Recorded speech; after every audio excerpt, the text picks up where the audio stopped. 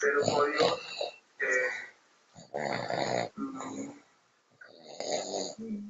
No hay mucho para decir, creo que lo he dicho todo en el vivo.